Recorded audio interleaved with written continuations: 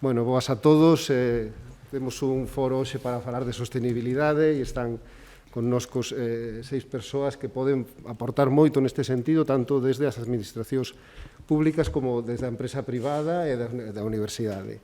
A miña esquerda está Lara Méndez, alcaldesa de Lugo, a miña dereita Carmen Lence, presidente do grupo Leite Río, logo Pablo Rivera, deputado da Deputación Provincial, Rosa Arcos, presidenta de FADEMUR Galicia, Manuel Guaita, profesor da facultade, e Antonio Fernández da empresa de reciclado, Reciclados, verdad? Bueno, se vos parece, imos seguir un pouco esta orden que temos aquí, damos a palabra a Lara Méndez, que nos explique un pouco cal é desde o Concello, agora mesmo que se está facendo nesto da sostenibilidade, que soa tanto así como unha palabra, o mellor que pode parecer vacía, pero que detrás ten uns obxectivos futuros nos que vamos a fundamentar a nosa sociedade. Pois sí, totalmente. Pois nada, moi bons días. O primeiro, gracias por ternos invitado ao Concello e os parabéns por esta iniciativa, que eu creo que este tipo de foros son bons para seguir concienciando. Dito isto, eu creo que a sociedade está tremendamente concienciada. De feito, nos dentro do programa LIFE, un dos que comentarei ahora brevemente, fixemos unha enquisa recentemente e os datos son tremendamente sorprendentes para ben, porque estamos a falar dun 91% da poboación cree que sí é efectivo o cambio climático, que sí é unha realidade, por lo tanto que hai que combatilo. O 84,5% entende que debemos de traballar cidadanía e administracións conxuntamente para traballar en este eido e, por lo tanto, son datos que reflicten moi ben o que nos levamos facendo dende anos no Concello de Lugo, que é traballar pola sostenibilidade de maneira transversal con distintos programas que afectan a todas as áreas do Goberno do Concello, que entendemos que temos que buscar as sinergias, ten que ser unha estrategia e, por lo tanto, estamos, xa digo, con 3 proxectos financiados con fondos europeos e me centrarei nun deles, que é o LIFE, que é, ademais, un proxecto que estamos a traballar conxuntamente coa Universidade, co profesor Guaita e coa Diputación Provincial, así tamén como a Escola Politécnica de Madrid. O que pretendemos, máis aló de accións concretas, ir a un cambio de mentalidade e ir a un modelo de cidade, implementar as cidades sostibles do futuro. Queremos facelo a través do produto autóctono, dun dos produtos autóctonos que temos na nosa terra, no noso Concello, como é a madeira, utilizando esta como elemento estructural para concebir as vivendas e as edificacións do futuro e que, a súa vez, teña ese componente medioambiental. Estamos a falar que o novo edificio Impulso Verde, que teremos moi preto de aquí, un edificio que vai a minorar en un 90% as emisións de CO2, que ademais eso vai a supoñer un aforro enerxético do 74%, e non só estes datos, sino que a súa vez, a parte de deixar de emitir CO2, vai a ser capaz de absorber CO2 da atmósfera nunha porcentaxe de 280 toneladas. Este edificio, que ademais vai a ser o germen, a semilla do que será o primeiro barrio multicolóxico de toda España que estamos a diseñar na cidade de Lugo, tamén moi preto daqui na zona da Gravalla, de Albeiros, vai a supoñer un cambio de concepto das novas cidades, de como queremos que sexan esas cidades. Queremos barrios próximos que interactúen, barrios onde se fomente a iniciativa económica dentro deses barrios, que teñamos tamén eses espazos abertos, saudables, que interaccionemos nenos, adultos, avós, netos, e, por lo tanto, con outro tipo de interacción co medio, que cada vez o cidadán é máis exixente. Isto, estamos xa, como digo, a traballar e a diseñar. Isto, por unha parte, da sustentabilidade, pero para nós tamén é importantísimo o outro eixo, que tamén pode ser outra cuestión revulsiva en este eido, que é o fomento da economía verde. Unha economía que ten moitas potencialidades no Concello de Lugo, na provincia de Lugo, eu diría que en Galicia, que ten que ser incluso un proxecto de país, fomentar esa riqueza a través da implementación de industria vinculada co sector, nun campo onde temos capacidade de crecemento, onde o 52% do territorio da cidade de Lugo é un territorio agroforestal e ten capacidade de implementar todavía máis terreo a produción forestal. Isto vai xerar riqueza e a vez emprego, e a máis emprego no rural, que tamén axudará a fixar poboación no rural, e, polo tanto, é a outra pata deste gran proxecto que, máis algo, como decía, desas accións concretas de ese primeiro edificio Impulsa Verde con madeira 100% galega, que ademais en este caso 100% lucense, que ese diseño dese barrio multiecolóxico, esas máis de 19 hectáreas que temos xa reforestadas nas inmediacións dos polígonos industriales, axudando a minorar o impacto de contaminación dos CO2 dos polígonos industriales do CEAO e das Gándaras, con datos xa reales, xa constatados, de que minorou ese impacto de emisións de CO2 dos polígonos, pois evidentemente, isto é o que pretendemos, non? Esa estrategia de modelo de cidade, esa estrategia de economía sustentable, esa estrategia de ter capacidade de crecemento, donde temos, ademais, a gran sorte e a riqueza de ter os produtos autóctonos no noso concello, no noso territorio. Seguindo coas administracións, Pablo Rivera, dende o punto de vista da Deputación, ademais nunha provincia como a nosa que tan ampla e con estes recursos, a Deputación terá moito que decir neste sentido tamén. Pois moi bo día tamén, moitísimas grazas por ternos convidado como Deputación, unha saúda tamén a todos os compañeros e compañeras que me acompañan nesta mesa de debate. Pois efectivamente a Deputación tamén ten que xogar un papel importante, non? Eu digo dende un primeiro punto de partida dunha contextualización que creo que hai que facer cando falamos de sostenibilidade, de economía verde, porque é un concepto que a veces resulta un pouco difícil de entender para a xente. Por eso eu creo que nesta pequena batalla que temos agora para vencer hai que convencer, non? E creo que un dos piares básicos por os que vamos a apostar a partir de agora é precisamente por esa sensibilización e por esa concienciación. Eu creo que a xente empeza a comprender a importancia que ten de apostar por o desenvolvemento sostible, por facer proxectos transversais que a medio plazo non é tampouco que o estemos inventando, nos está marcando as directivas europeas constantemente, que calquer actuación, calquer proxecto, calquer iniciativa de maneira transversal debe necesaria obrigatoriamente contar con esa componente de sostibilidade. Vemos que o cambio climático é unha realidade, aquilo que fai apenas unha década sonaba como moi distante, o estamos a ver, vemos que o clima na nosa provincia ten variado algo, mellor non en termos absolutos unha barbaridade, pero si efectivamente nos pequenos detalles vemos que as cousas están cambiando. Entón, en primeiro lugar, efectivamente a Diputación, nese papel no que colabora de colaboración cos concellos, ten que liderar proxectos vinculados á sostenibilidade. Como onte decía o presidente, tamén nun acto coincidía ca alcaldesa de Lugo, entre outros moitos alcaldes, o ano 2021 vai a marcar un antes e un despois. Hai proxectos que falarei despois que xa se levan facendo durante moito tempo, pero sí, a economía verde vai ser un dos piares fundamentais destos novos orzamentos para o ano 2021. Unha economía verde que debe estar dende o desenvolvemento de políticas activas de emprego baseadas na sostenibilidade, no medio ambiente e na creación de postos de traballo que deriven de toda esa produción de valor engadido, na que xa poño un exemplo claro a alcaldesas como ese Life Plus, co que tamén colaboramos e que fai uns días tiñamos a ocasión de poder visitar unha empresa de produción madeireira no Concello de Alfoz. E todo ese circuito, todo ese círculo que xenera esa economía verde, ese valor enganido que xenera, tamén un dos obxectivos é retelo. Evidentemente, se somos unha das provincias que máis destaca en produción forestal, hai que o valor engadido ten que quedar aquí, que eu creo que é un dos problemas que temos notado na última década. Somos grandes productores de algúns determinados produtos, pero os quedamos aí, non nos transformamos, non xeneramos valor engadido.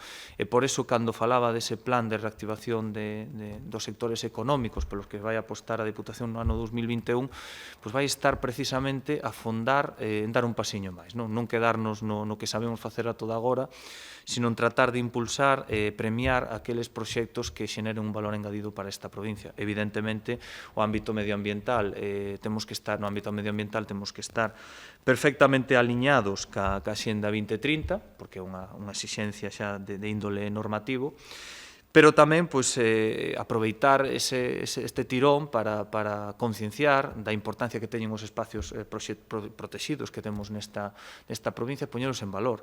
Non son un atranco, sino son unha gran oportunidade para que o rural teña unha nova oportunidade. E vimos que o COVID, inda que é unha situación complicada, tamén ofrece retos e oportunidades nesta provincia.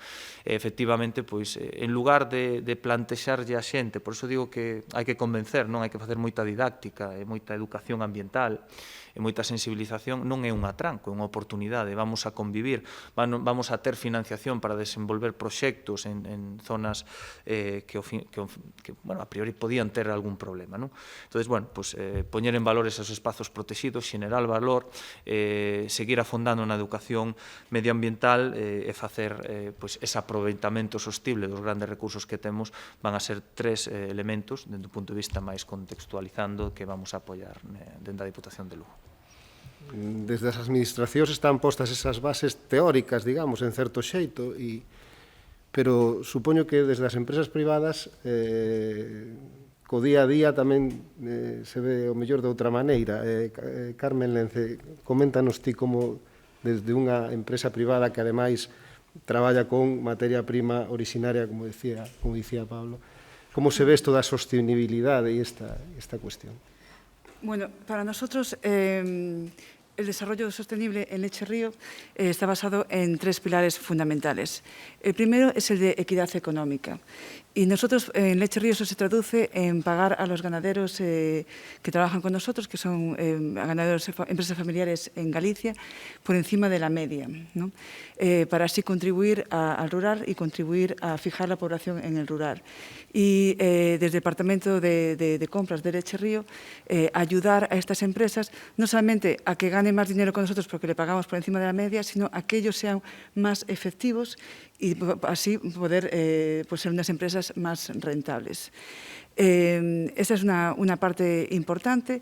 También, al mismo tiempo, poniendo productos en el mercado que nosotros consideramos que es la compra inteligente, porque son productos que tienen una calidad excelente a un precio que pueden pagar tanto familias pudientes como familias no tan pudientes, ¿no?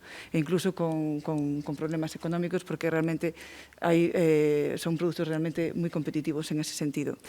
El segundo pilar sería el pilar del impacto medioambiental.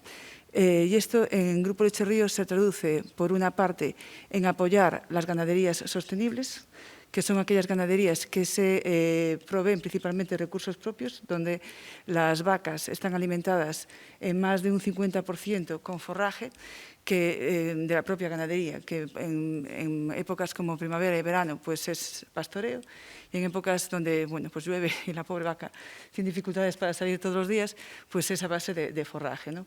Y apoyamos este tipo de ganaderías, y es lo que hace lo que produce nuestra leche natura.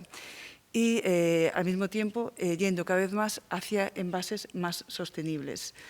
Por ejemplo, la marca Leima tiene envases de bosques sostenibles, y la marca Río va ahora a un envase que es un 89% de origen vegetal, donde hasta el propio tapón del envase es de un material que es caña de azúcar, básicamente, de origen vegetal, ¿no? Con lo cual es muy fácilmente es un envase ecológico, por decirlo así. Y por último está lo que sería la justicia social, ¿no? La justicia social, en este sentido, Grupo Leche Río es una empresa que de siempre ha colaborado ha devuelto a la sociedad un poco de lo que la sociedad le ha dado, ¿no? A través de donaciones en el Banco de Alimentos de Lugo, y no solamente de Lugo, también de La Coruña y de otras instituciones, a través de la Cruz Roja, y después es de todos conocidos el apoyo que damos y siempre hemos dado en el deporte, ¿no? Y hoy en día con una especial atención al deporte en el rural. porque por desgracia hay estadísticas que muestran que los niños del rural tienen una tendencia a la obesidad mayor que los niños de la ciudad, y en base una parte es porque el rural se está quedando sin servicios y los padres les cuesta tener que ir a Lugo o a la ciudad a tenerlos que llevar a hacer deporte, ¿no? Entonces estamos ayudando en equipos como por ejemplo el equipo de fútbol de Corvo, el de Castro y otros, así como carreras populares, a fomentar el deporte en el rural. Y principalmente son esas tres líneas de trabajo. Logo seguimos abundando. A terceira pata neste diagrama é a universidade e en Lugo, con este campus terra, digamos que é un pouco descriptivo do que pode ser. Desde a facultade da universidade, como afrontades este reto? Bueno, pues con mucha responsabilidad. La verdad es que, bueno, primero agradecer esta iniciativa que me parece importantísima porque todo lo que gira en torno a la sostenibilidad está en la sociedad y estamos ante un problema muy serio. Quiero dejarlo destacado porque los problemas del futuro de nuestros hijos pasan por lo que nosotros decidamos hacer ahora. Entonces, en ese sentido, la palabra responsabilidad yo la quiero poner encima de la mesa. Las previsiones de aumento de la población mundial pasa de los 7.500 millones de habitantes que ahora mismo tenemos a 9.000 millones de habitantes en el planeta en el año 2050. Es decir, dentro de 30 años, nuestros hijos, ¿qué se van a encontrar? Entonces, esa realidad está en la sociedad. Ahora mismo hay un planteamiento latente de clara preocupación que está en todos y dentro de que es una preocupación realmente a la que hay que poner atención, yo lo que quiero comentar en estos breves minutos es pues que se están poniendo soluciones, es decir, un clamor en este sentido de esperanza, porque yo estoy viendo que el ser humano de alguna manera se va incorporando a la unidad de acción. Acabo ahora mismo de oír las intervenciones que se acaban de producir desde la Administración, empresas, nosotros desde la universidad también estamos ahí echando una mano y cuando se produce esa unidad, y el COVID yo creo que lo ha demostrado, que hay posibilidad de crear espacios en donde todo el mundo a una ponga solución a algo, el cambio climático también lo es. Nosotros en la universidad estamos ahora mismo entonces creando líneas estratégicas a nivel de campus y yo en concreto por dirigir la plataforma de ingeniería de la madera PEMADE pues participamos en varios proyectos europeos en donde Europa nos está diciendo a los gallegos poneos también a echar una mano y así lo estamos haciendo. Yo estoy muy orgulloso del sector forestal gallego y estoy muy orgulloso de la sociedad gallega porque yo creo que actuamos desde el equilibrio y la responsabilidad. Entonces, bueno, está el proyecto LIFE que por iniciativa del Ayuntamiento, que es muy importante que se plantea algo de esa naturaleza y yo también quiero manifestar mi agradecimiento junto con la Diputación.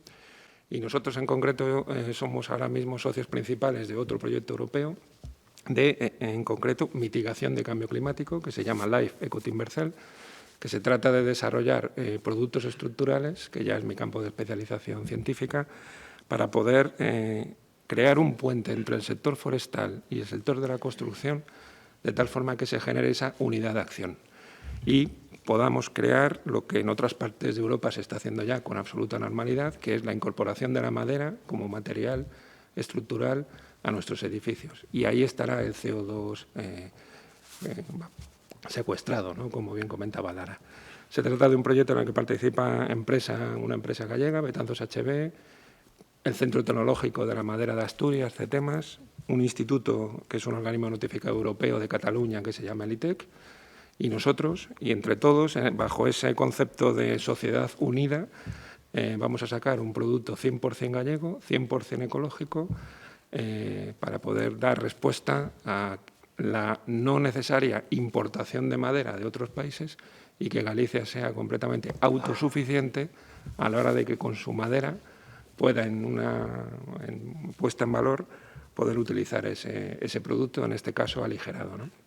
Colaboramos también con la Xunta de Galicia a través de la Agencia Galega de Innovación. Tenemos en concreto una unidad mixta con FINSA, que precisamente es una colaboración clara universidad-empresa, precisamente para desarrollar esto que acabo de comentar, y también con la XERA, la Agencia de Industria Forestal, en donde ponemos el foco en intentar dar impulso a biodiversidad, es decir, intentar que más especies de las que ahora mismo son productivas tengan un gran papel también de cara a la construcción, como puedan ser roble, castaño, etcétera, otras especies que tenemos que vigorizar para que se pueda producir también un monte gallego con biodiversidad, ¿no? Y bueno, yo estoy animado, estoy positivo, creo que estamos muy unidos y cualquier persona que no se una, pues está de momento o despistada o con algún problemita de adaptación, porque ahora mismo el esfuerzo de futuro y el compromiso moral de todos es la unidad. Y en ese sentido, pues la universidad, como es lógico, estará para echar una mano en su modesto papel, claro. Abundaremos un poco en eso, que es muy interesante luego de por qué en otras latitudes con climas mucho más adversos se usa mucho más la madera, que es una cosa que siempre me llamó mucho la atención. Pero vamos antes a hablar con Rosy Arcos de FADEMUR, que, corrígeme si me equivoco, a lo mejor estás pensando ahora, de todo esto está muy bien, pero no. Sí, a ver, teño así sentimentos encontrados. A verdade, primeiro, moitas gracias por convidarme a participar. É un placer estar aquí, además, compartir mesa con administracións, empresas, universidade.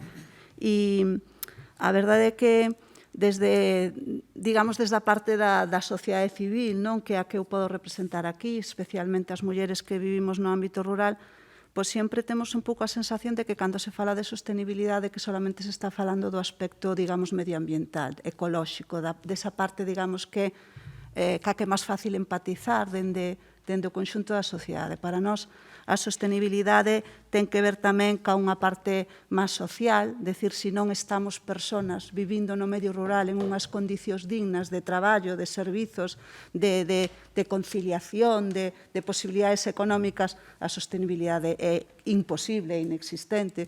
Se non hai unha sostenibilidade tamén no ámbito cultural, de manter procesos, costumbres, formas de traballar que sean compatibles co mantenimento dese entorno natural tampouco sería factible.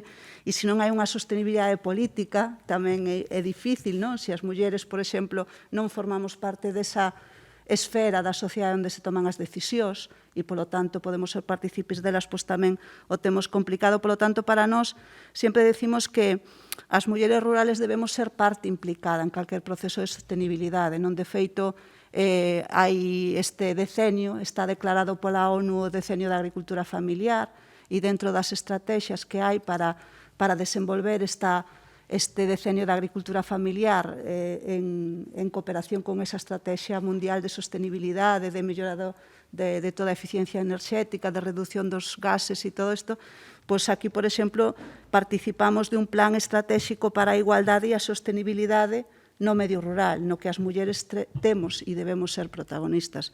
Nos, en ese sentido, desde a nosa pequena esfera de traballo, pois traballamos ou intentamos colaborar con todas aqueles iniciativas que promovan o produto local, especialmente feito, diseñado e comercializado por mulleres, porque nos entendemos que a participación das mulleres na economía do rural é un garante, por exemplo, para o relevo xeracional, para a sostenibilidade do entorno, para a sostenibilidade da economía, porque as mulleres, cando nos asentamos con un proxecto vital sostible en términos económicos, sociales, de conciliación, de participación, nos asentamos con toda a familia. Sin embargo, se as mulleres nos desarraigamos, moitas veces arrastramos a familia con nós. Por lo tanto, a sostenibilidade social no eido rural pivota moito, sobre todo, sobre a capacidade de incorporar as mulleres de maneira equitativa, de maneira igualitaria ao conxunto da economía e do entorno. Por lo tanto, contemplar a participación das mulleres en todas estas estrategias que diseñan desde as administracións ou desde as universidades no plano máis teórico e nas administracións no plano máis práctico, eu creo que debería ser unha liña de traballo, clarísima, non decir as mulleres teñen que participar como protagonistas deste tipo de proxectos. Apoiar os produtos de quilómetro cero, evidentemente, é unha desas estrategias. Nós temos un montón de compañeiras que o fan sin ese apoio institucional e sin ese apoio, ao mellor, de capacidade de innovación das universidades, porque é o seu día a día. Entonces, dar valor a esos produtos que xa están facendo eso, que son as mulleres, principalmente as que están diversificando máis no rural e facendo esos produtos máis sostibles, máis ecolóxicos, máis innovadores, aproveitar esos círculos de comercialización, de proximidade, fomentar ese esa economía verde dándolle protagonismo ás mulleres, traballando con precios xustos, que me encantou escoitar a Carmen falar desa parte da equidade nos precios, que é superimportante para a pervivencia dese equilibrio social do que estou falando. E, bueno, en fin, ver a sostenibilidade como un elemento máis alá do elemento ecolóxico e do elemento verde. A sostenibilidade ten que ser unha sostenibilidade social e non hai unha sostenibilidade social posible se non hai equidade e se non hai igualdade. E, polo tanto, as mulleres temos que estar aí. E a sostenibilidade para todo o planeta, pero unha das súas patas fundamentales está no rural. E, polo tanto, temos que estar aí. Antonio Fernández, o teu turno. Non por ser o último eres o menos importante. Bueno. Digamos que no teu caso estás, eres o que tes as mans na masa, non? Empresa de reciclado, te encargas de recibir todo eso que ninguén quere e de transformalo ou tal. Contanos como ves o asunto. Bueno, pues, bos días, gracias por convidarme e sobre todo nesta mesa con estes compañeiros. Bueno, pois eu vou un pouco falar da miña experiencia. É dicir, nos montamos unha empresa de reciclaxe de residuos electrónicos, pois hai 10 anos, vendo a carencia grande que había aquí en Lugo, bueno, en Lugo e en Galicia en general. Decirvos que a día de hoxe estamos procesando 1000 toneladas de residuos electrónicos, que iso é unha auténtica animalada. Esas toneladas recupéranse, bueno, a parte que é recuperable, que é un tanto por cento moi elevado, pois en torno a un 90%, e o resto ten que ir a vertedeiro. A aposta nosa pola sostenibilidade foi total, porque esas toneladas antiguamente pois acabarían en vertedoiros ou en, bueno, donde fora. Un pouco a xente desconoce o tema dos residuos, desconoce os volúmenes que producimos e desconoce pois un pouco ese mundo. Eu animaría a xente a que viñera as nosas instalacións que están aquí no Polígono Ciao e que vira un pouco o que tiramos e como tiramos. Porque a mí pareceme pois moi grave, non? Poñevos, por exemplo, a conga ou a rumba, non? Que é unha historia que todos temos na casa. No momento que para, naide repara. É dicir, generalmente o fallo que dá esa aspiradora é a batería, que costa 40 euros. Todo o mundo compramos outra, que costa moito máis diñeiro. Estamos facendo sobre 300 kilos de teléfonos móviles ao mes. Pensade que cada kilo son 10 terminales.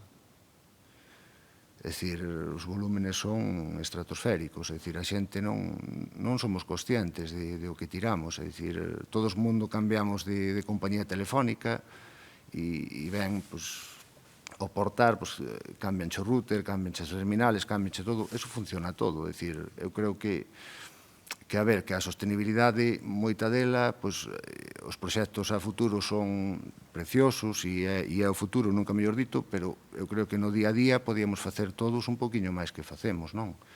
É dicir, eu creo que todos temos montón de exceso de consumo, que eu non estou en contra do consumo, ni moito menos, pero bueno, creo que é un tema para mí moi preocupante, desde logo que moi preocupante, porque, bueno, eu día a día vexo os volúmenes que hai e, Dios mío.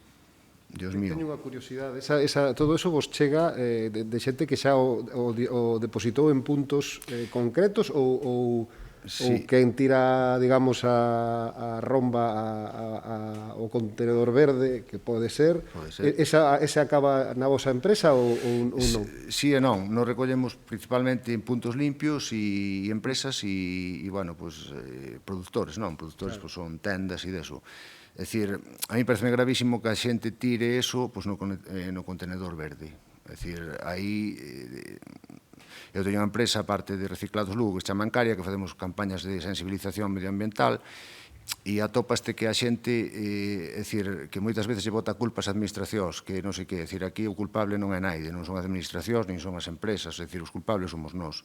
É dicir, hoxe hai contenedores en todos os lados. Se a xente non os usamos ben, é porque non nos dá a gana, porque traballo dá o mismo usalo ben que usalo mal. O que desconoce moita xente, canto máis tires o contenedor verde, ao final, máis vas a pagar. É dicir, xa, a parte do daño medioambiental que faz, pois vas ter un sobrecoste no recibo da basura tremendo, é dicir, porque Lara non cobra o recibo por gusto, é dicir, cobra porque ten que pagar a Sogama, que quen lle trata a basura.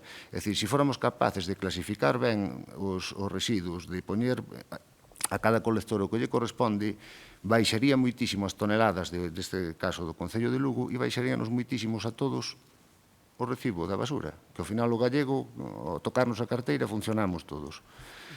E bueno, veis, e naide consciente de o que tiramos e como tiramos. É dicir, desas 1000 toneladas que vos comentei que procesamos o ano pasado, pois ao mellor un 30% estaban sin estrenar, que a mí parece tristísimo. E ao mellor un 20 ou un 25 funcionan todas perfectamente. Como sin estrenar? Sí, sin estrenar.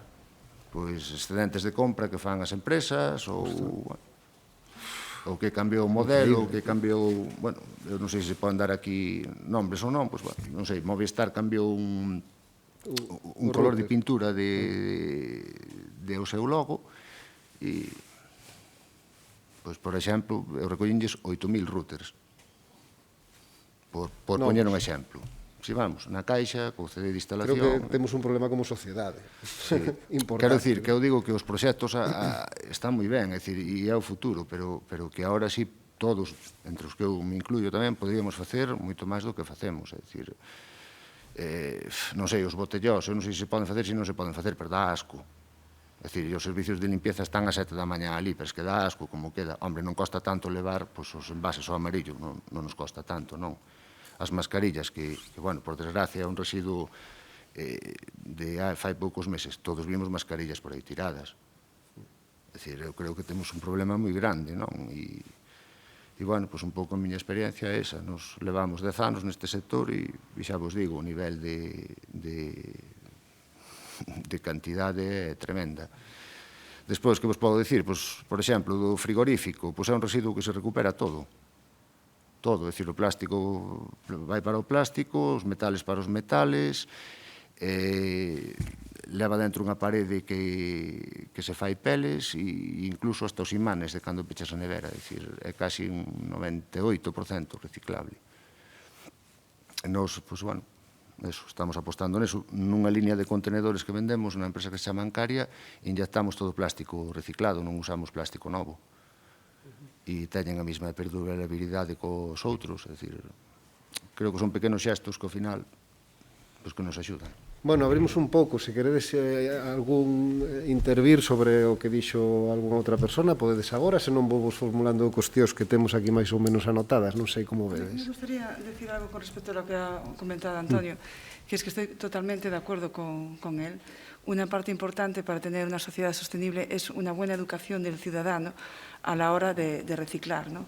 Por ejemplo, los plásticos tienen muy mala fama y se ven todas estas fotografías de plásticos en el mar y todo esto.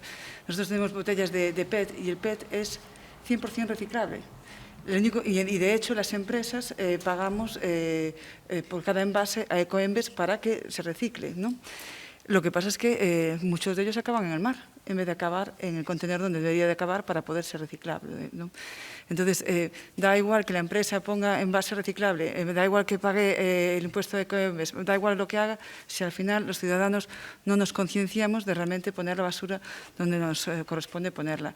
Y eso empieza desde la escuela, ¿no? Realmente concienciando ya a nuestros hijos e insistiendo en realmente separar las basuras como deberían de separarse.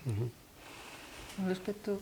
Si puedo, sí. Sí, de hecho te iba a preguntar, digo, desde las administraciones a lo mejor hay que empezar a ser coercitivo, porque si no, ya lo que decía Antonio, si non le va al bolsillo a la gente... E o somos se hai capacidade, pero moitas veces tampouco non tes capacidade de identificar a quen fai o acto incívico e, polo tanto, non podes nin multar, nin tomar ninguna medida coercitiva.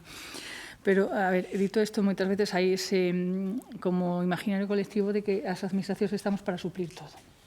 No, incluso o mal comportamento, o comportamento incívico. É certo que sempre a minoría, a mí eso me gusta recalcar, porque afortunadamente a inmensa maioría sí está concienciada.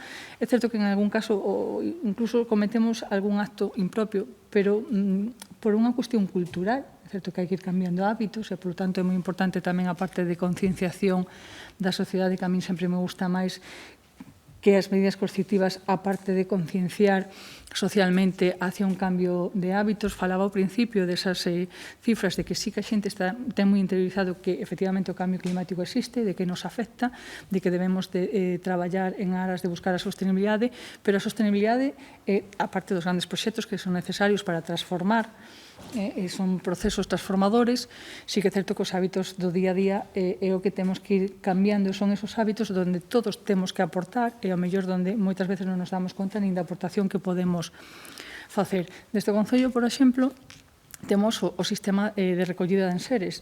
É gratuito. Só hai que facer unha chamada de teléfono, é dicir, oiga, que día mo veñen a recoller? Pois mañá ás 10 da mañá, pois pasado ás 12 de mediodía. É dicir, poñer día e hora, establecer, baixar os enseres ao pé da casa e pasamos a recollelos.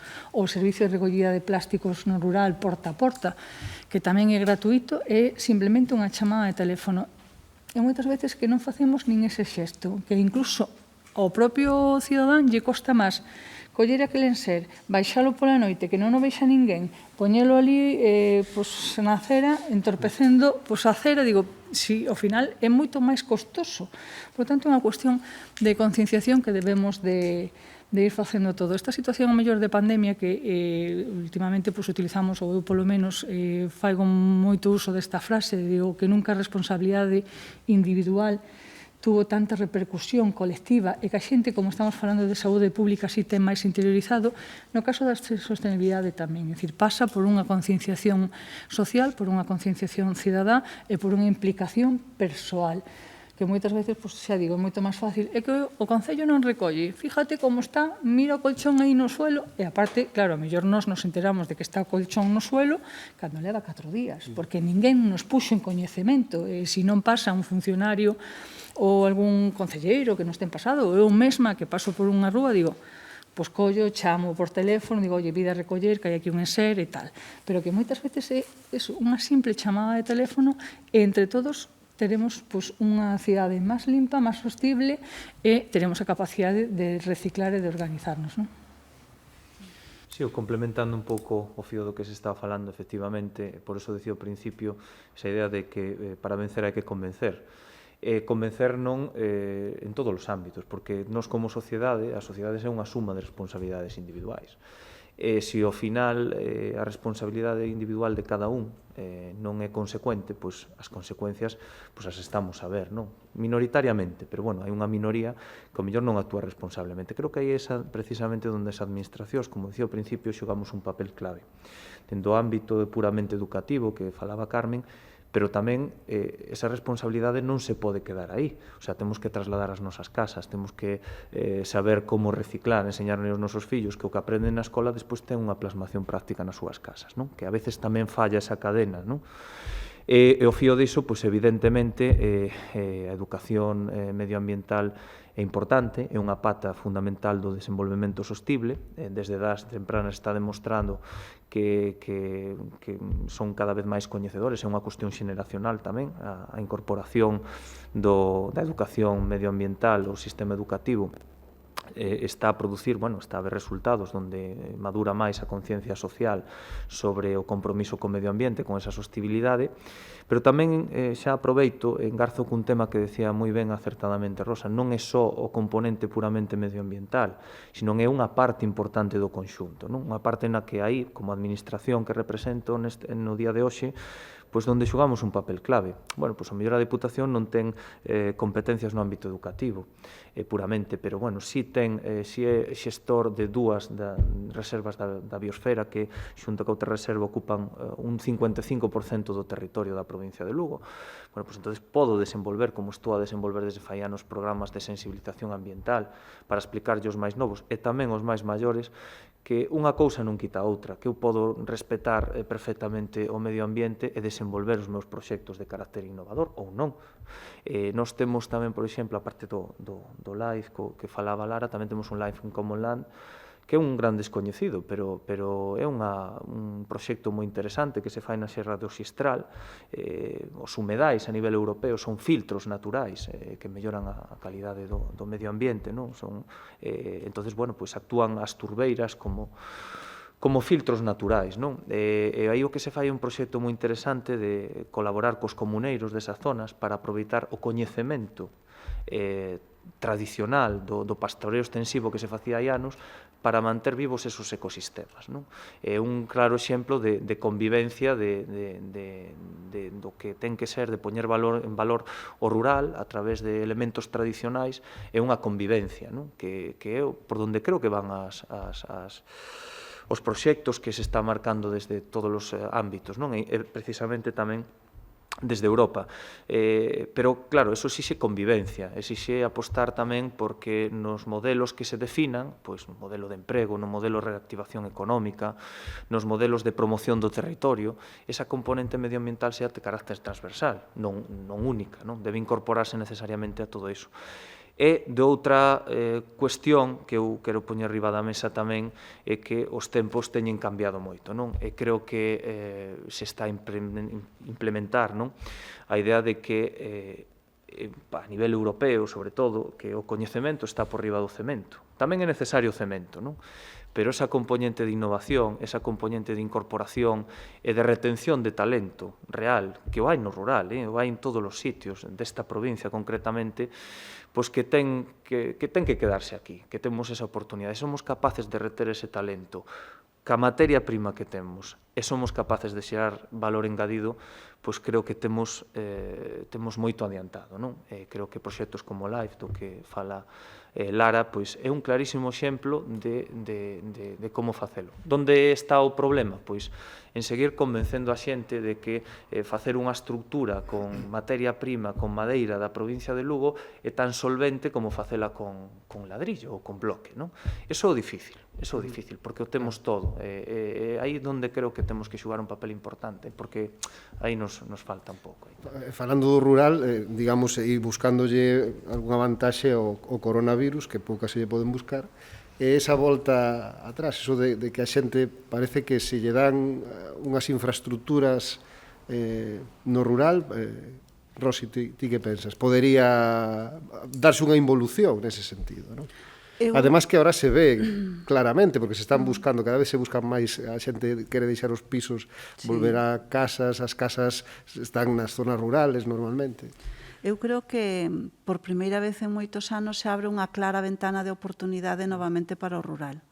Creo que a pesar de eslóganes, propagandas durante moito tempo, sí que é certo que a dinámica dos últimos 20 anos do rural foi pérdida de servicios, pérdida de infraestructuras, pérdida de poboación, envellecemento, quero dicir, é un efecto dominó terrible que por primeira vez parece que pode haber unha ventana de oportunidade en que hai moita xente que a raíz da pandemia considera que o rural pode ser un espacio máis seguro para vivir, que pode ser un espacio de traballo digno igualmente para o desenvolvemento dunha carreira profesional ou dunha actividade económica, pero todo eso necesita que se acompañe en ese futuro plan de recuperación económica de dotar a ese rural dos servicios necesarios para que sea factible vivir con calidade de vida en esos entornos. E, además, podemos construílo con un sistema máis sostenible, porque partimos de que podemos implementar no rural pois cousas que hoxe nas cidades temos que estar dándolle volta para atrás e revertir e corregir, non de fallos que temos, por exemplo, en temas de suministros, de sostenibilidade, de contaminación, quero dicir, o rural ten unhas condicións e unha potencialidade, eu creo que ahora mesmo importante. Sí que é certo que temos que facer tamén que no rural podan convivir distintos modelos de expectativas de vida. Temos que pensar que ten que convivir a Red Natura ou un laico ou un humedal con unha ganadería, con unha explotación de carne, con un aproveitamento forestal e con esas novas persoas que queren vir a vivir ao rural e que van a teletraballar e que van a facer unha actividade, pois, ao mellor máis de investigación. Quero dicir, todo eso hai que compaxinalo e ten que haber esa capacidade de convivencia de todas esas persoas que queren buscar esa oportunidade no rural. Eu creo que a oportunidade existe. A cuestión é que seamos entre as administracións, as persoas que vivimos no rural, as empresas capaces de crear esa infraestructura para que sea posible, pois porque no rural hoxe a conectividade pois ten un problema claro, e non solamente a conectividade virtual, a conectividade física a veces tamén, quero dicir, e ao mellor non temos que ter 5.000 millóns de kilómetros de carreteras, pero sí temos que ter unhas vías principales amplias, seguras e transitables. Temos que ter accesos a internet, evidentemente, temos que ter unha recollida de lixo selectiva que nas cidades é algo habitual, pero en moitos sitios non o é. Aquí en Lugo, eu sei que o tema dos plásticos de uso agrícola non é un problema reciclalos, pero moitísimos concellos sí. Entonces, quero dicir, e todo eso temos que buscar esa fórmula de convivencia. E, además, creo que é a oportunidade que hai para que isto prospere, porque no rural non é posible un modelo sostible, desde o meu punto de vista, se non hai unha base sólida do sector primario. Porque o sector primario, sin dúbida, é o que desenvolve dunha maneira máis sostible o territorio. Que pode haber algunha explotación que teñamos que... Sí, seguramente. Pero sin un desenvolvemento territorial sostible, pois todo o resto é moi difícil. E quen desenvolve sostiblemente o rural é a agricultura, a ganadería, o pastoreo, o aproveitamento forestal. Por lo tanto, o sector primario ten que estar en ese sustrato, en esa base que vai facer posible esa convivencia e esa volta ao rural e ganar en esa oportunidade, en esa ventana de oportunidade que se nos abra a todos. Eu espero que a sepamos aproveitar, porque a verdade é que sí que creo, estou convencida de que hai moitos anos que non había esa visión, esa nova visión cara ao rural de oportunidade. A ver, que me foron quedando cousas colgadas e non me gustaría que me quedara ningún cabo suelto. Quería falar de por que as casas en Galicia non se fan con madeira ou se fan moi poucas con madeira e vas a Noruega ou a Suecia e case a principal materia prima. Sí, pues mírate que te voy a contestar empezando por un concepto que yo quería poner encima de la mesa y que yo creo que acabará dando respuesta a por qué esto es lo que me preguntas. Mira, yo hablaba antes de la unidad. Y una de las cosas que ha quedado claro, por ejemplo, con Antonio y con todos los comentarios, es que el hombre del siglo XXI tiene claro que tiene que elevar sus niveles de conciencia de tal forma que esa educación a nivel de sensibilidad general para que el futuro de nuestros hijos sea viable tiene que llegar. Entonces, yo soy una persona pues, muy de conceptos, muy práctica, soy ingeniero rural y muchas veces digo, ¿cómo puede el 100% de la humanidad tomar acción conjunta en una sola dirección para que este tema de la sostenibilidad se convierta en una realidad?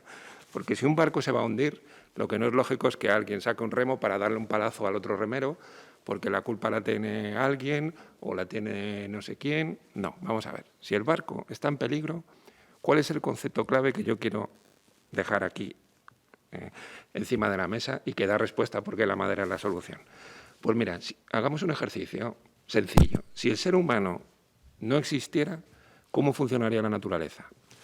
Pues con un concepto que se llama cero residuo. Es decir, siempre hay un ser vivo que biodegrada a otro y los equilibrios de los ecosistemas son en base a esa circunstancia.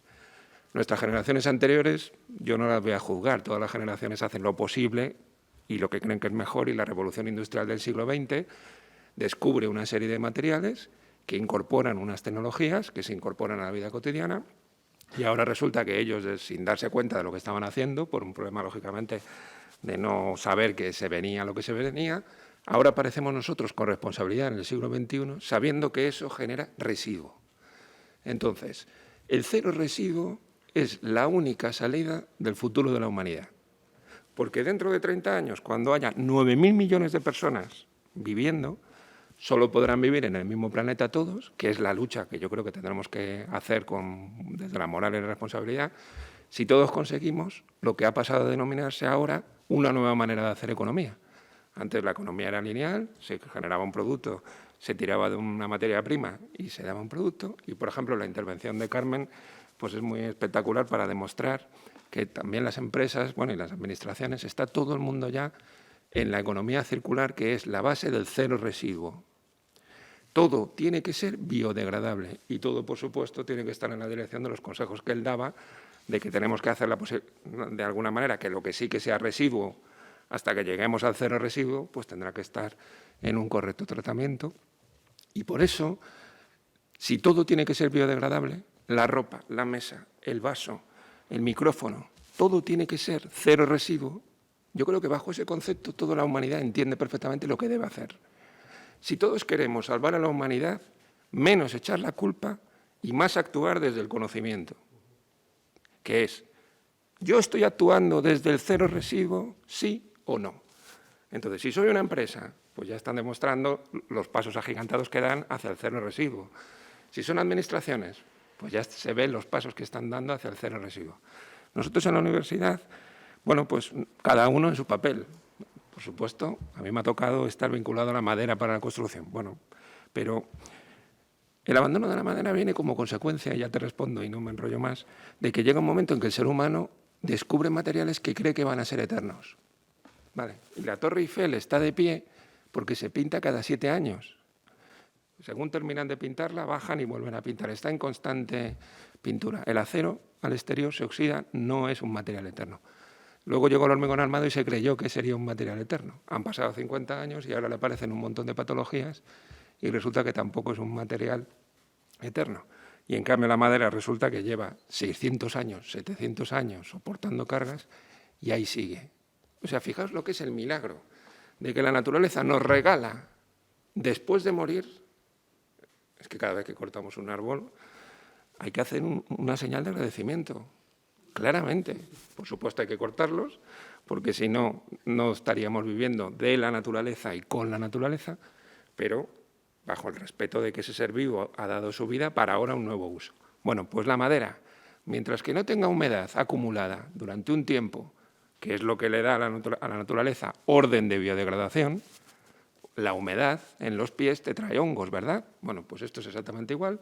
Mientras que eso no suceda, la naturaleza es tan increíble para nosotros que nos regala un material que puede estar 700 años soportando las cargas de una cubierta y sigue intacta, cosa que el acero y el hormigón no han podido ni siquiera aún demostrar. Y además es biodegradable. Cuando el edificio del Impulso Verde, el día que queramos que se degrade, le echemos humedad, aparecerán la naturaleza biodegradándola. Es decir, cero residuo. Plas, soy capaz, me lo voy a poner aquí, plas. Y bajo eso ya funciona todo. Las leyes, las empresas, todo. Bueno, eso. Entonces, nada, en España tenemos un clima muy marcado mediterráneo. Entonces, climatológicamente hablando, hay 2 Europas. La Europa de influencia por los océanos, porque los climas son los océanos y los mares, no es la tierra.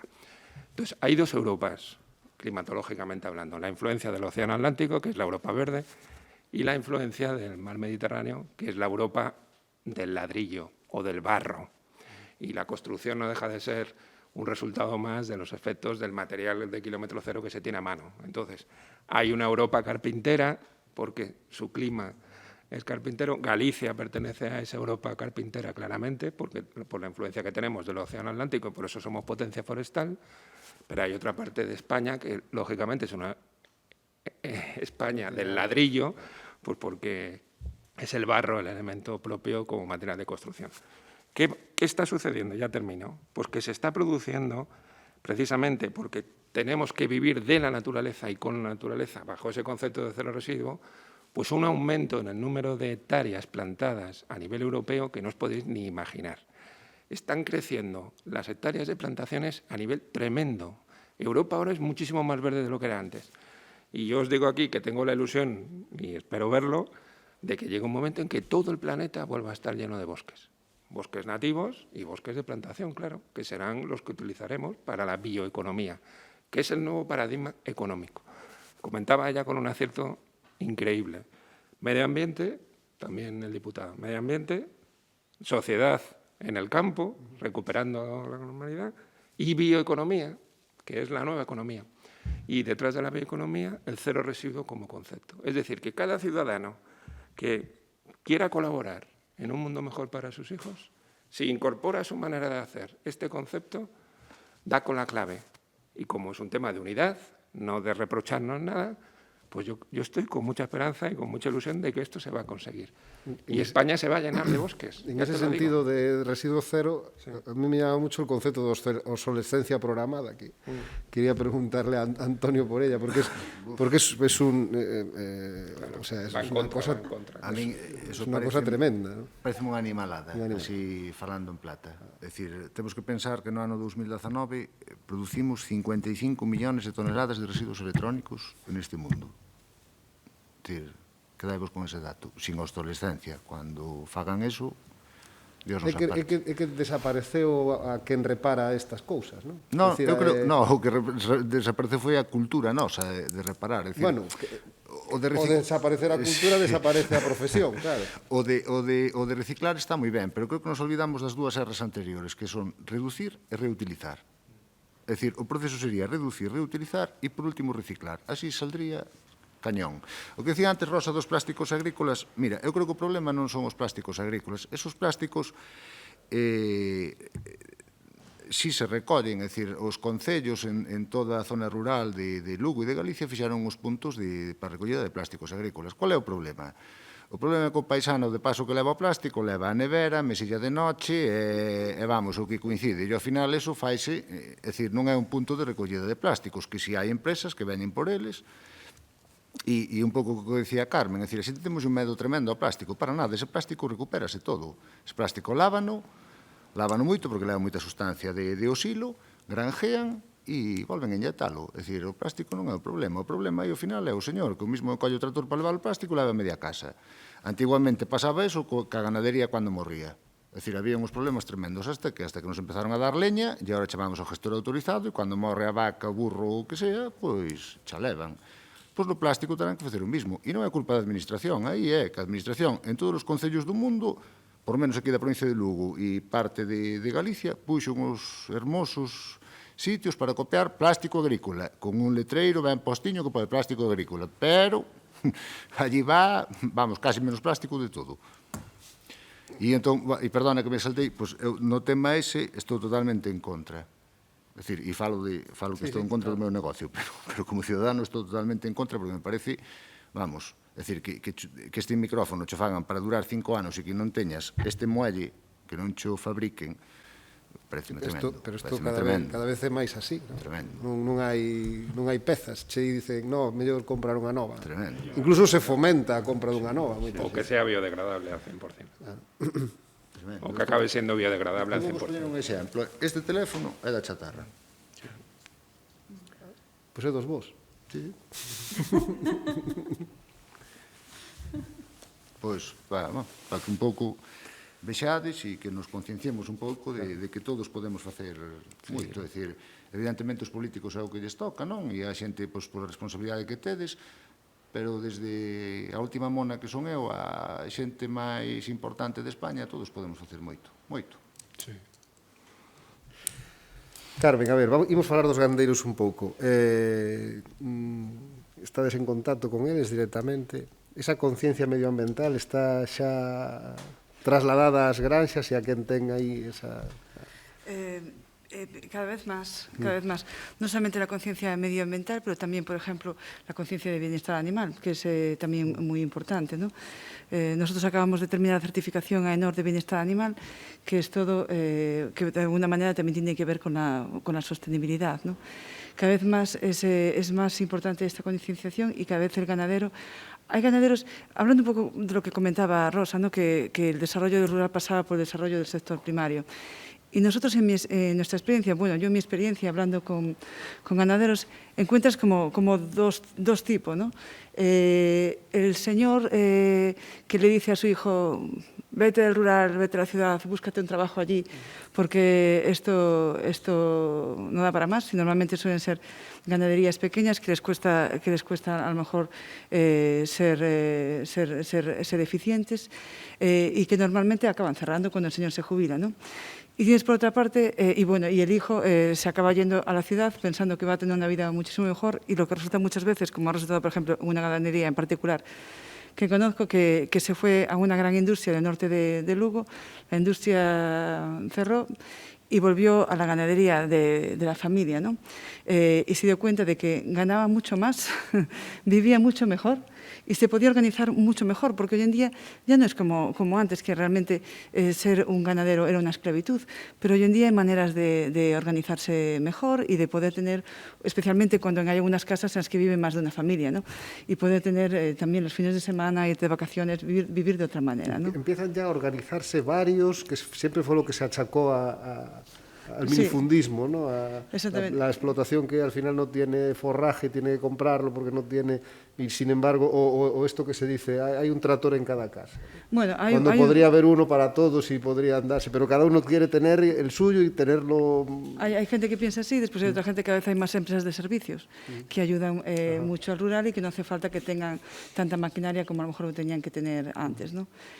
Por otra parte tenemos el ganadero o ganadera que dice que fomenta que los hijos se preparen, que estudien una carrera que tenga que ver con el agrícola y que después vuelven a casa y consiguen que la ganadería funcione como una empresa. Y normalmente vemos que en Galicia sí ha disminuido el número de ganaderías que hay en Galicia, pero ha aumentado la producción de leche. Y eso, porque es? Pues es un proceso, por decirlo así, casi natural, ¿no? Que las ganaderías menos eficientes acaban desapareciendo y las que sobreviven son aquellas que son más eficientes y que se llevan más bien como una empresa. Esto pasa con las ganaderías del rural y pasa con la industria láctea, lo mismo, y pasa con la industria de distribución. Si nos damos cuenta, si pensamos en ello, antes había un montón de tiendas de barrio. Por desgracia, hoy en día estamos principalmente en manos de 6, 7 cadenas de la gran distribución, ¿no? Y claro, para poder competir con eso es como todo va para atrás, ¿no? Pues las industrias también tienen que ser más competitivas, los ganaderos tienen que ser más competitivos, ¿no? Entonces, cuando en el rural se piensa que hay que prepararse, ¿no? Que hay que llevar la ganadería como una empresa, que hay que ser competitivos, esas empresas tienen futuro y esas empresas hoy están ganando dinero y esas empresas cada día están produciendo más. Y a mí me gusta mucho ver realmente mucha gente joven preparada y con mucha ilusión y con muchas ganas de hacer las cosas bien y que realmente están interesados en la economía circular y están interesados definitivamente en el bienestar animal, que hoy ya es, por decirlo así, o sea, lo hay que tener sí o sí, ¿no? Pues esa es la experiencia que nosotros vivimos. No sé, Rosa, si tú... A ver, eu creo que o rural, máis alá de esa imaxe a veces así bucólica, non, que se nos suscita, pois hai un grado de modernización nos últimos 20 anos increíble. Outra cousa é que ese grado de modernización e ese grado, por exemplo, de avance en términos de benestar animal, que eso é espectacular para quenes conocemos e levamos tempo traballando, quero dicir, hai cambios, incuestionables e además de gran calado. A cuestión é a veces poñer na balanza que fomos ganando polo camiño e que fomos perdendo. Porque si ben é certo que a tendencia sigue sendo que cada ano cerran 1.000 e pico explotacións agrícolas e ganadeiras, e que en anos hubo anos que cerraron 4.000 e 5.000, que a ver que sector productivo se podía permitir desaparecer 5.000 empregos ano e que non se montara unha crisis nacional, e, sin embargo, na ganadería veu pasando nos últimos 20, 30 anos, e o ano pasado este ano, por exemplo, desapareceron 1.200 explotacións. A cuestión é que as que quedan son máis modernas, máis tecnificadas, máis sostenibles. Estamos facendo unha transformación moi importante hacia a produción ecolóxica, tanto en ganadería como en agricultura, o cual é un cambio sustancial importantísimo e cualitativamente tamén importantísimo e de futuro tamén importantísimo, pero tamén é certo que onde pechamos unha ganadería, unha explotación agrícola, o que estamos deixando é un terreo baldío e sin ordenación. E un terreo potencialmente pasto de xabaríns, de incendios e demais. Por lo tanto, a desaparición das pequenas explotacións debemos non considerala solamente en términos económicos ou economicistas, en términos de rentabilidade, pechan porque non son rentables, sino porque teñen outro componente, que é o componente de sostenibilidade social e medioambiental. E ese é o componente que, se ao mellor lle estuvéramos pagando como sociedade a esa xente, non se iría do rural. Entonces, eu por eso digo que teño ese discurso ambivalente. Eu creo que é moi bo modernizarse, que é moi bo avanzar hacia a tecnificación, hacia a cualificación, hacia a especialización. Fantástico se además o orientas cara aos produtos ecolóxicos sostenibles de quilómetro cero, pero eu creo que temos que ter claro que cada vez que pecha unha ganadería no noso país ou unha explotación familiar no noso país é un fracaso para o conxunto da sociedade, porque o que estamos generando é un problema na seguinte eslabón da cadea, que é o despoboamento, o abandono do territorio, as dificultades de xestión e, polo tanto, volvemos á insostenibilidade. E, polo tanto, eu creo que se fósemos quen de apreciar no sector primario, no seu conxunto, esa capacidade de aporte en términos de sostenibilidade e ordenación do territorio e de sostenibilidade ecolóxica e da biodiversidade e do entorno, que nos lo aporta o conxunto da sociedade co seu esforzo, digamos, gratuito. Se fóramos capaces de recompensar eso, probablemente teríamos moitos menos peches de explotacións, moitísimo menos abandono do rural, non estaríamos invertindo todos os anos cantidades indecentes en extinción de incendios, en vez de facer prevención. Quen fai mellor a prevención? Os agricultores e os ganaderos. Nos grandes incendios, onde paran os incendios? Onde hai terras labradas, onde hai terras traballadas. Non son os cortalumes, son os ríos, os cortalumes naturais, e logo onde hai poboación que fai un correcto desenvolvemento do territorio. De feito, zonas forestales espectaculares non arden nunca. Quero dicir, non é un mal endémico, simplemente que hai que, eu creo que analizar no seu conxunto e que a sostenibilidade, o que decía ao principio, eu creo que a sostenibilidade do noso entorno depende moito de que haya unha sociedade de base aí e que teña como base a conservación e ordenación do territorio e, polo tanto, a produción de alimentos, que é outro factor importante, que vamos a seguir crecendo, vamos a ser moitos miles de millóns de persoas e a xente ten que comer, Algunas das ganaderías, aunque han dejado de ser ganaderías, se han reinventado, ¿no? Sí, No todas han cerrado, de cerrar completamente su... por ejemplo, nosotros hemos visto unas cuantas que se han reinventado como turismo rural. Sí. Y en ese tipo de nuevos negocios, ¿no?, que crear en el rural también hay una gran potencialidad. Sí, hai un compromiso co territorio. A xente que cerra a ganadería, pero se reconvirte a hostelería, a comercio, a turismo, a tal, pois sigue mantendo ese compromiso co territorio. Polo tanto, estupendísimo, pero... Sí, yo. Supoño que o tema do... Pero non, quería apuntar sobre isto solo, que non sei, que en algún momento se viu o turismo rural como unha xanera aberta, pero eu non sei se será demasiado estacional ese turismo rural como para que sexa un negocio. De feito, hai moitas casas que un ano ou dous despois se convertiron nas casas dos propios que os aprovecharon. Bueno, hai moitos exemplos desos. Perdón. Nada, por seguir aportando, porque creo que é un debate moi interesante, donde creo que hai un amplo camiño para traballar. Retomando un pouco o proxecto LIFE, o noso proxecto un pouco estrella dentro da sostenibilidade e dentro da estrategia, que decíamos que queremos facer ese barrio multicolóxico que nos denominamos aldeas urbanas, porque o que queremos é extrapolar ese benestar do rural á cidade, para que tampouco non sexa un inconvinte en eidos medioambientales vivir na cidade, e que o crecemento das cidades pasen por extrapolar, xa digo, esa forma de vida. Tamén nos importa e nos interesa moitísimo fomentar o rural.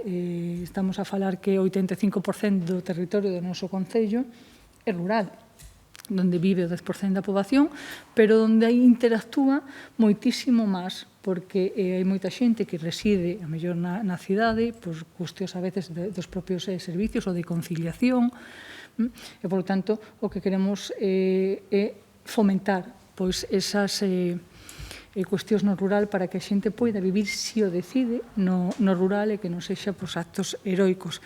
Dentro do rural evidentemente, o sector primario ten un factor fundamental. Estamos a falar que en Lugo estamos a ter 400 explotacións de máis menos de media, onde o 50% de carne de leite, onde tamén hai produción hortícola, donde tamén hai produción ecolóxica, donde tamén hai produción forestal. En ambos casos, o sea, en todos os casos, temos todavía capacidade de crecemento e queremos fomentar ese crecemento a través de utilizar a madeira como elemento estructural e ter a capacidade de ter maior montes a produción, porque comparto totalmente o que acaba de decir el Rossi, que a mellor prevención de incendios é dando utilidade á terra, facéndose esa diversidade, ese plan territorial que non existe a día de hoxe, o que é moi carente, e, por tanto, é a mellor prevención.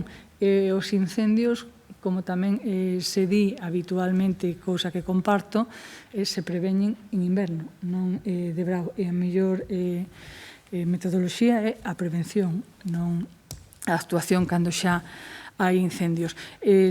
Como decía, queremos que se siga incrementando, pero queremos diversificalo máis. Como? Pois a través de poñer en valor e potenciar os recursos naturais que temos. Nós temos a gran sorte de ter o camiño primitivo que transcurre unha parte importante no casco histórico e na urbe, pero a maior parte no rural. Son 30 kilómetros de percorrido e aí hai diversidade para xerar riqueza, xerar emprego.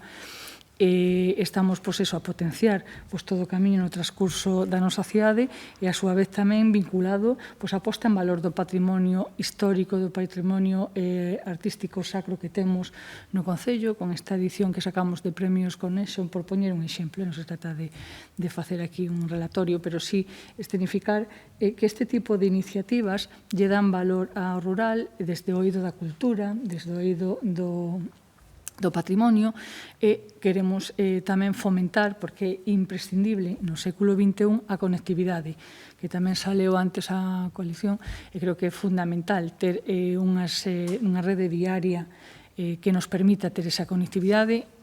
Por dar outro dato, o Concello de Lugo ten máis de 1000 kilómetros de viais municipales, 1000 kilómetros, é dicir que é tremendo, e incluso un sobreesforzo tamén económico manter toda esa rede viaria que ten o Concello. E, por tanto, sobre todo aquelas que son máis arterias principais, evidentemente temos que dotalas para ter esa conectividade. Pero hoxe en día tan importante é a rede viaria, porque o é, como a tecnolóxica. Temos que fomentar que a xente poida traballar desde o rural. Estuvemos vendo como esta situación de pandemia incrementou moitísimo o teletraballo. Nós mesmos, como administración, de non ter ese concepto interiorizado, pasamos en escaso un mes a poñer a 200 funcionarios e funcionarias con teletraballo, nun momento onde estábamos implementando a administración, onde estábamos modernizando toda a administración para buscar esa axilidade na administración e ser moito máis efectivos, porque necesario adelgazar todos os procedementos burocráticos e ser áxiles para dar resposta á cidadanía e ser eficaces. Xa digo, en un escaso mes estuveron máis de 200 persoas, funcionarios e funcionarias, traballando desde as súas vivendas. E iso permiteu que moita xente, en esa segunda vivenda que ten no rural de Lugo ou en outros rurales de concellos limítrofes, porque Lugo, evidentemente, todos somos conscientes que se nutreu de concellos da provincia, de Castroverde, de Guntín, do Corgo, e que teñen ali segundas vivendas, estaban a mellor pola situación de pandemia residindo nas súas segundas vivendas e traballando para o Concello de Lugo. Por lo tanto, esa capacidade de poder ter esa conectividade real, máis aló de dotar a quenes non teñen recursos dos mesmos para que tamén facer unha igualdade de oportunidades en este eido, permite que unha persoa poida traballar en calquer empresa, en calquera administración, e que poida realizar o traballo da súa casa. Eso será tamén unha opción máis para que diga, prefiero vivir no rural polas comodidades que ten o rural. E, por tanto, en ese eido creo que tamén debemos de traballar. Con respecto a isto, unha das cosas que tiñan plantexadas para a alcaldesa e tamén para Pablo Rivera é que a xente ten unha percepción de que todo vai moi lento. Eu supoño que tamén os políticos sodes conscientes deso e o sufrides como o resto, non? Falamos do barrio multiecolóxico e tal, pero teñen que pasar uns plazos, teñen que vir unhas subvencións e tal.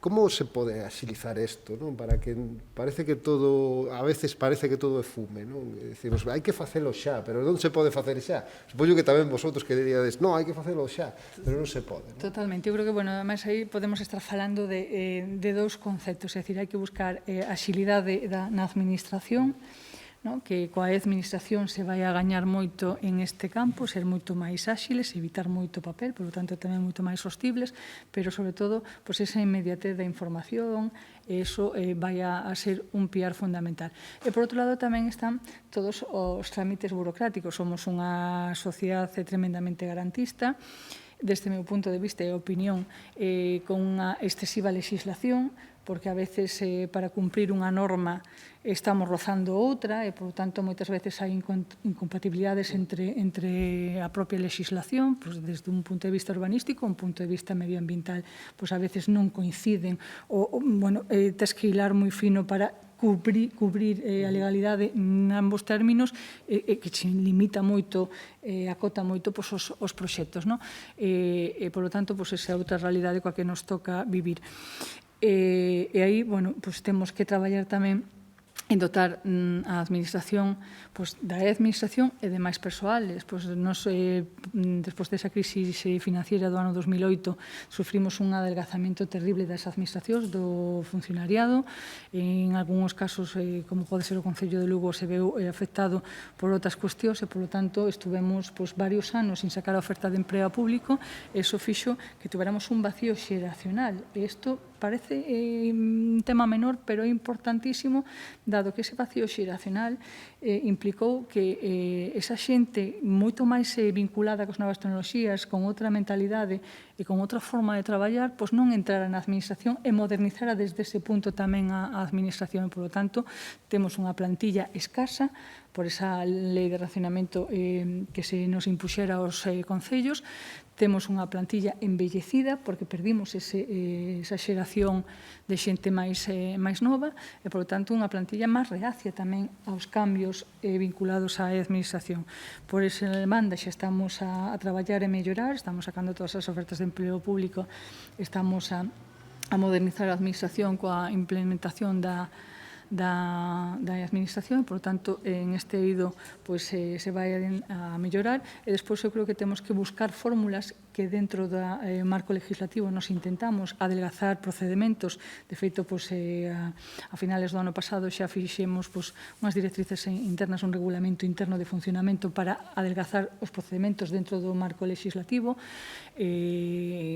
cumplindo evidentemente a legalidade, como non pode ser de outra forma, pero intentando acortar e aplazar todos estes trámites. Despois, por outra banda, tamén están os propios plazos dos procedementos, que son unha realidade, e iso xa é pola propia lei de contratos da administración pública, che marca unhos tempos en función das cuantías, en función do calado das obras, en función de outras variables, e iso, evidentemente, témolo que cubrir. Por poñer así un exemplo xeral, non? Decir, primeiramente, que para ir unha idea, un proxecto, unha iniciativa, decir, bueno, que queremos facer, diseñas a idea e dices, bueno, ahora teño que buscar recursos. Buscas os recursos, aprobas eses recursos económicos e unha vez que tes esos recursos económicos inicias o procedimento administrativo, que o procedimento administrativo, poño un exemplo concreto, a pasarela que estamos ahora mismo construindo da Nacional Sexta.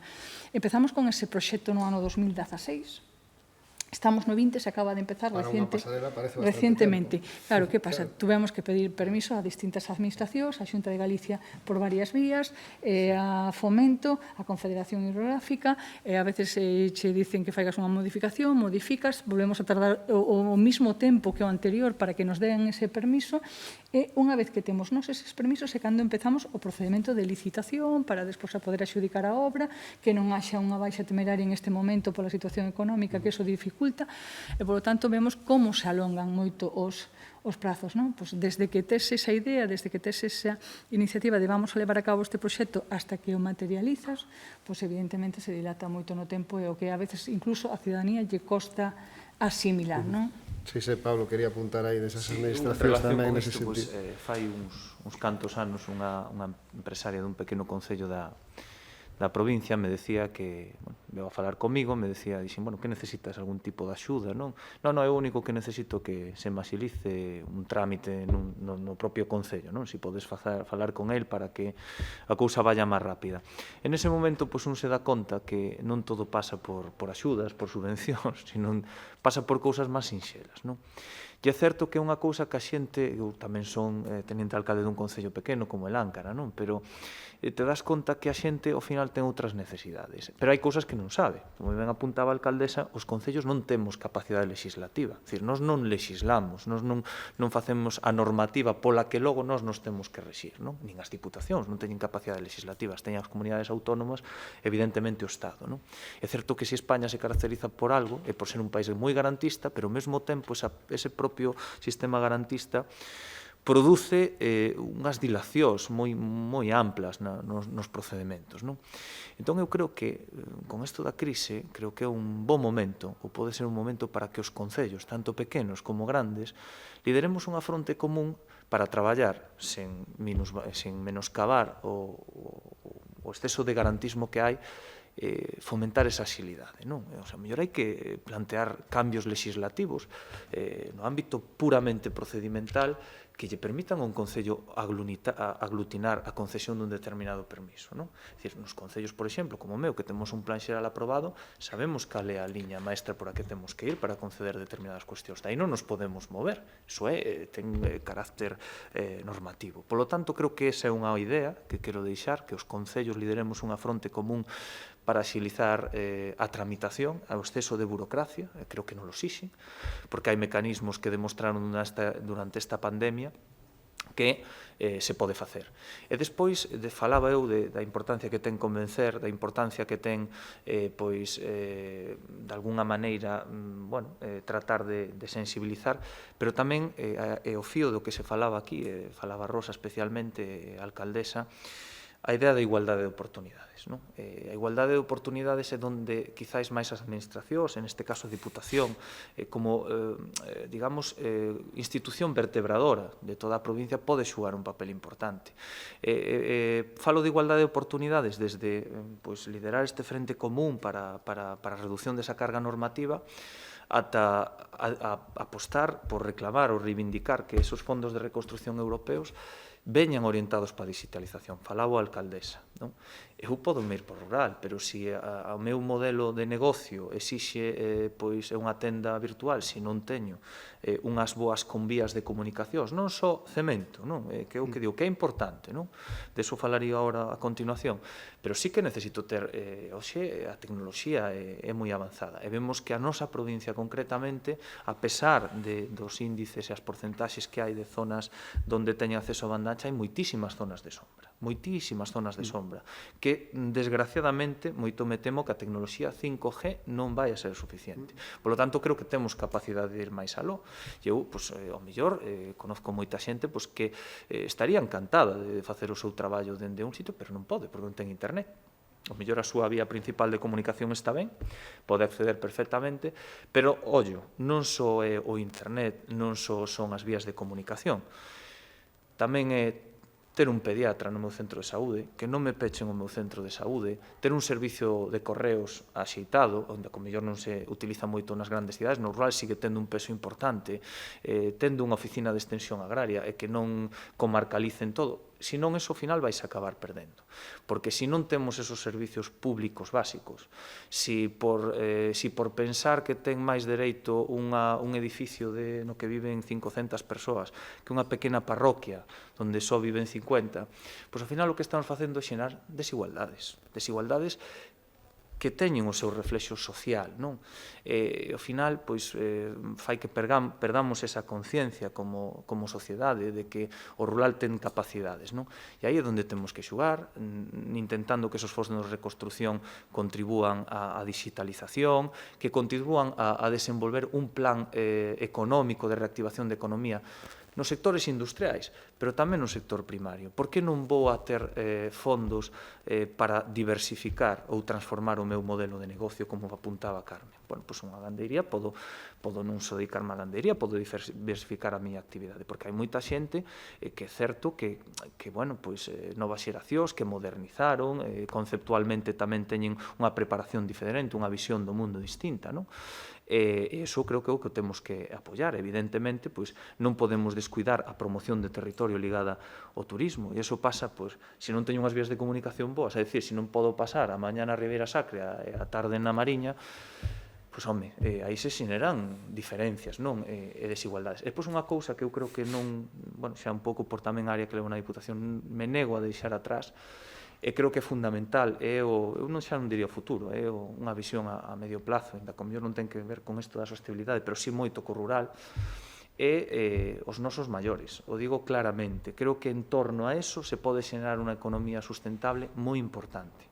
Estamos, desgraciadamente, nunhas provincias máis envellecidas do Estado, e, polo tanto, actividade económica ligada aos nosos maiores, con calidade, porque tampouco vale calquera cousa, baixo o meu punto de vista, baixo modelos de proximidade.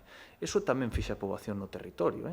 Se eu non me teño que vir a unha macro-residencia que este, bueno, pois nunha capital de provincia, podo ter un modelo de centro asistencial na que podo facer vida no meu pobo, na que pois esa residencia xere en torno a ela unha actividade económica que permita que todo quede ali, pois eu creo que son unha das cousas para as que ten que claramente apostarse, non, esos fondos de reconstrucción. Eu vexo clarísimo, creo que pode xerar en torno a unha economía, pode fixar a poboación, pode que ao mellor pois a xente non teña que marchar a outros sitios, que poda quedar ali, que te podan vir a visitar e facer vida aí.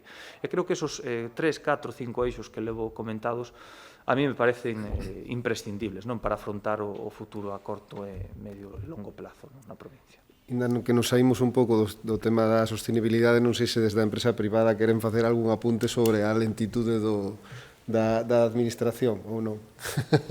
Senón que Manuel Guaita pediu a palabra.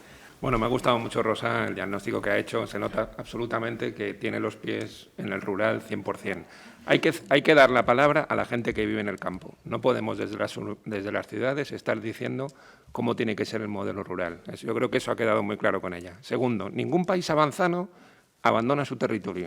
Ninguno. Hagamos un análisis de los países más avanzados del mundo, incluso tecnológicamente hablando, tienen un sistema bioeconómico de su territorio en la máxima expresión. Y no hay nada más que darse una vuelta por ahí para poder comprobarlo. Por lo tanto, poner rumbo al rural es imprescindible.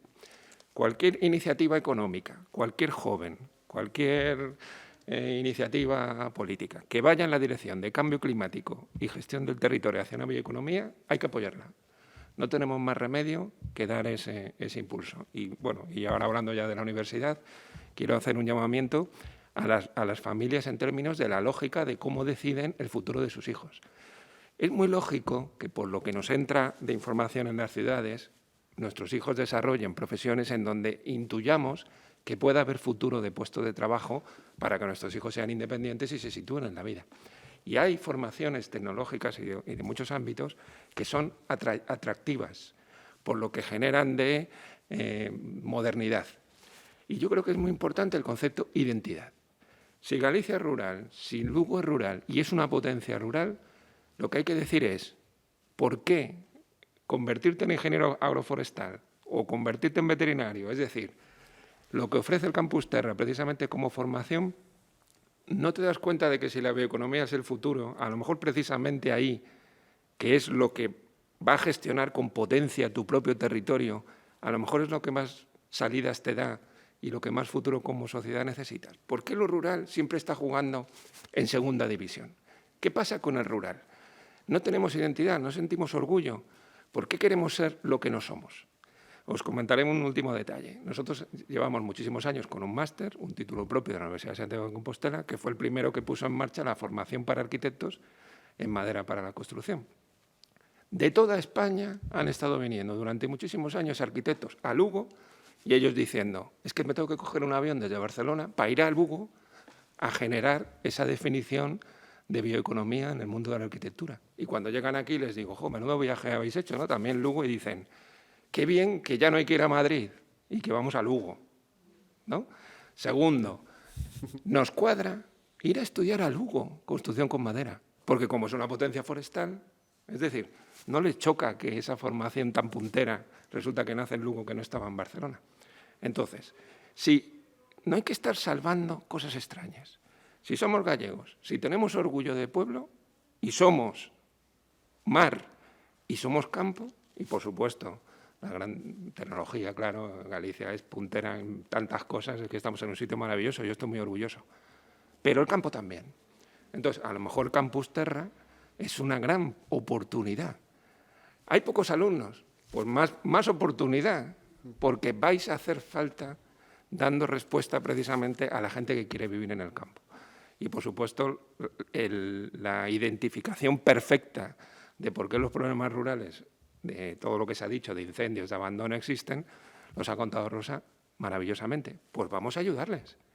Vamos a crear entonces, bueno, ya, ¿no? Carmen, todos los que estéis aquí, vamos a crear esa bioeconomía. Nosotros lo intentaremos hacer desde la universidad y, bueno, todos a una, todos unidos. Comencé hablando de unidad y quiero terminar usando esa palabra. Bueno, que nos cierran, me están avisando. Vamos a dar un minutito de conclusión a cada uno en el mismo orden que empezamos, se vos parece ben, alcaldesa, ten vostede a palabra, un minutín a modo de Pois nada, pois eu como iniciábamos felicitándoos por este tipo de foros debates que creo que sempre son moi enriquecedores, ademais poñer os distintos puntos de vista, empresa, sociedade civil, universidade e administracións pois, traballando todos na mesma dirección. Derivou ao final un pouco o tema hacia o rural, creo, porque identificamos o rural con sostenibilidade, polo tanto, pois, creo que ese concepto que nos intentamos pois, trasladar como modelo de cidade, é dicir, facer as cidades no concepto de aldeas urbanas e o rural en concepto de sostenibilidade como para realizar ali o proxecto de vida. Entón, eu con eso me quedo, decir, de buscar as sinerxias entre todos e todas, aportar cada un pois, no que pode ser máis productivo, e creo que esta mesa foi efectivamente ese fiel reflexo do que necesitamos, buscar as sinerxias, traballar conxuntamente, aportar desde as administracións e seguir implementando pois proxectos vanguardistas, proxectos de futuro, e me quedo con eso que decía o noso querido profesor catedrático, que todo un emblema nacional, é dicir, unha persoa tremendamente recoñecida pola súa trayectoria, polo seu coñecemento, pola súa implicación, a veces non o decimos o suficiente, con ese orgullo de pobo e con ese orgullo de que somos pioneiros en moitísimas cousas. E aquí hoxe saleu o primeiro barrio multicolóxico, proxectos, o primeiro máster que se realiza en Esteido, proxectos pioneiros non só en España, sino incluso en Europa, onde temos pois, moito o prisma postos ali, empresas pois, de reciclaxe punteiras, empresas importantísimas que ademais é a industria, a máxima industria da nosa cidade está representada en Leite Río, polo tanto, vemos como temos que seguir apostando polo sector primario e por este tipo de iniciativas.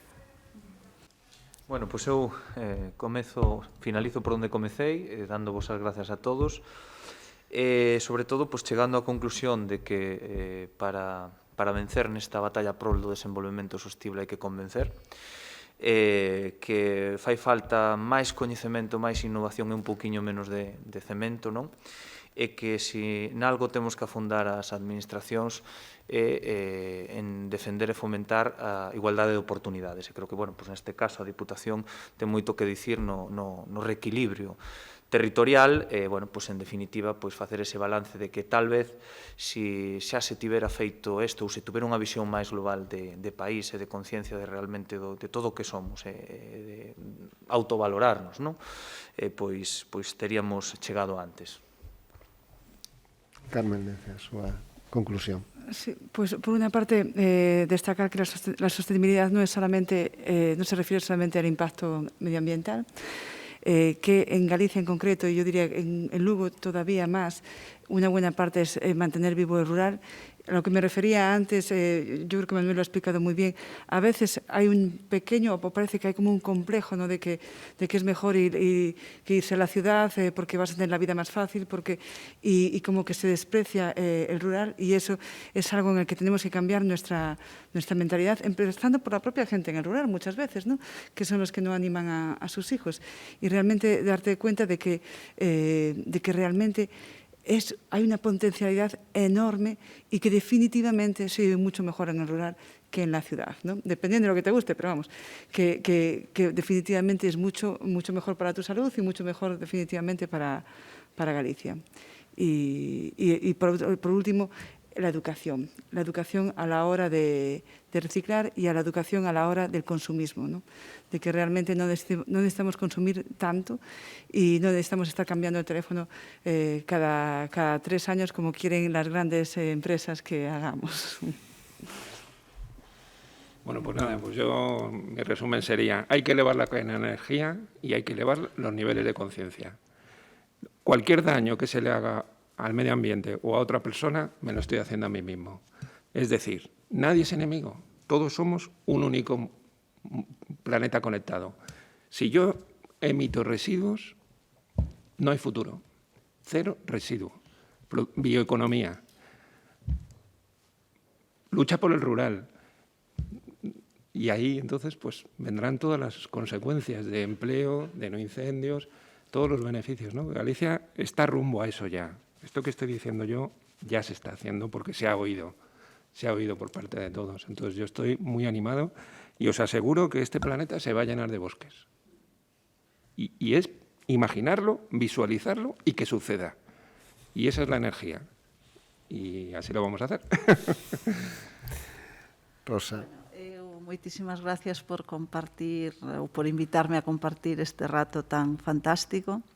Me vou co optimismo do profesor de que vamos a reconvertir todo este mundo en un bosque maravilloso e solamente decir que, bueno, desde o noso punto de vista a sostenibilidade ten que pasar por revalorizar o rural ou non será factible e que dentro desa revalorización do rural a sociedade é fundamental e unha sociedade máis igualitaria, sen dúbida, fará un mundo máis sostible e, polo tanto, aí as mulleres e as mulleres no rural e os proxectos impulsados por mulleres deben ser acompañados, mimados e coidados porque son, eu creo que, unha das bazas fundamentales para ese futuro máis sostible.